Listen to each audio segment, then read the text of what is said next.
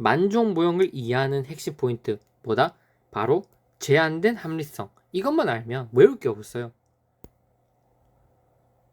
말 그대로 제한된 합리성에서 파생돼서 나오는 결과들을 우리가 예측해 보는 거예요. 도대체 만족 모형은 무엇을 다루고 어떤 내용을 추구하고 말하고 싶은 걸까? 우리에게 그걸 살펴보자면 이 만족 모형을 만들었던 사이먼이 이렇게 얘기합니다. 인간의 합리적 행동은 과업 환경의 구조와 행위자의 계산 능력을 양날로 하는 가위에 의해 형성된다. 이게 무슨 말이냐면 그러니까 합리적 행동을 할 수 있긴 하지만 우리에게 주어진 환경과 그 다음에 행위자가 가지고 있는 어떤 능력을 바탕으로 제한된 상태에서 합리적 행동이 나온다는 거예요. 즉 제한된 합리성의 원리는 합리성을 추구하는 불완전한 인간과 환경 구조를 기본 요소로 하고 그러한 조건에서 대안을 찾아나가는 탐색이 주요한 전략으로 제시될 수 있다. 이렇게 이야기하고 있습니다. 따라서 우리 인간은 합리적이긴 하지만 제한성을 가질 수밖에 없고 하지만 최대한 합리적이기 위해서 노력하는 합리지향적 존재다. 즉 합리적 존재가 아니라 합리적인 존재가 되고자 노력하는 존재다라고 볼 수 있고 우리는 복잡한 환경 구조를 수용하고 있다. 환경 세계는 하나의 체계이기 때문에 인간의 합리성으로 체계를 분석해낼 수 있다. 이렇게 우리가 판단할 수 있죠.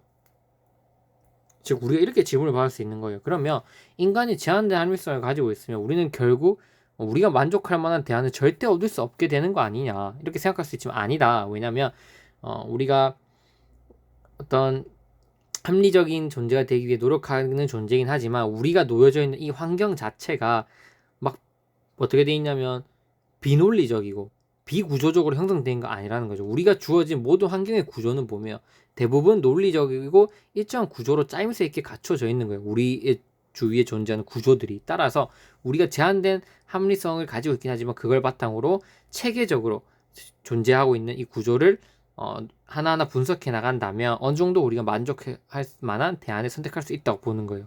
복잡한 환경 구조. 그 다음에 이 안에서 직관과 감정을 매우 중요시 여깁니다. 자신이 학습한 것을 바탕으로 그것을 융합하는 능력이 직관. 융합하는 능력은 직관 특정 대상에 대해서 관심을 기울이는 것은 관심. 즉 우리가 이 복잡한 구조를 분석해 나갈 수 있는 그 포인트가 바로 직관과 바로 관심 이런 것들이라고 보는 거죠. 절차적 합리성. 그래서 규칙을 탐색하고 규칙을 이제 어느 일정 수준이 되면 중지를 하고 이제 결정을 내려야 된다는 거죠. 이걸 바탕으로 절차적 합리성을 발휘하는 존재다 이렇게 볼 수 있습니다. 그래서 이거에 대한 내용들이 구체적으로 다 나와 있고 더 세부적인 내용들은 제가 또 이론 강의 실어놨습니다. 그래서 핵심 포인트는 뭐냐면 이 만족 모형이 또 가지는 단점을 우리가 봐야 된다는 거죠. 사이먼의 만족 모형이 지닌 단점은 첫째, 처방적 규범적 측면에서 볼 수 있다. 최선의 대안이 아니라 만족할 만한 대안을 찾은 후에 대안 탐색을 중단하게 되면 검토되지 않는 대안 중에 훨씬 더 중요한 대안이 있더라도 이것이 탐색되지 않고 포기된다. 이는 보수주의 결정을 만들 수밖에 없다. 그러니까 이런 거죠. 이 정도로 하면 나는 만족할 만한 것 같은데?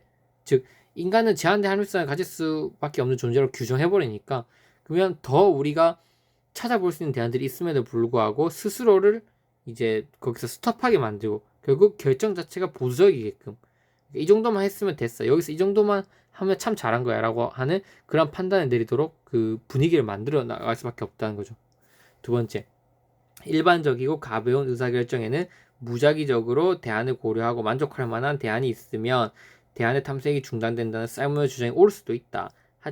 하지만 차별적이고 중대한 의사결정에는 이러한 식의 의사결정이 아니라 보다 분석적 결정이 이루어지는 가능성이 크다. 따라서 개인적인 의사결정에는 맞겠지만 조직의 의사결정에 적용시키는 무리가 있다. 즉 뭔가 무작위적이고 그 다음에 뭐 모든 게 막 정말 무한대로 찾아볼 수밖에 없는 그런 상황에서는 이런 만족 모형이 맞겠지만 우리가 놓여진 어떤 상황, 어떤 하나의 큰 조직이 놓여진 상황을 보면 이렇게 무작위적이고 무한대로 상황을 고려해야 되는 거 없다는 거죠. 충분히 상황적 측면으로 봤을 때 우리가 노력하면 일정 부분 우리가 최고의 대안을 선택해낼 수 있는 환경이 있어요. 보면.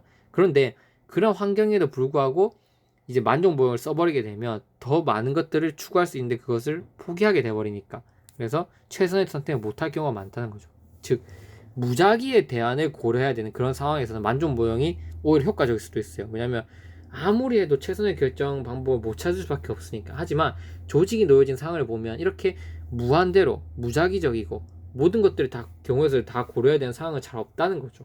즉 충분히 노력하면 상황을 파악할 수 있는 경우가 더 많기 때문에 그렇게 이렇게 큰 조직이 움직일 때는 이런 만족 모형보다는 합리 모형을 바탕으로 최적의 안을 계속해서 찾아 나가는 게 어떻게 보면 더 효과적일 수 있다. 이렇게 보는 게 바로 만족 모형의 단점이라 볼 수 있는 거죠.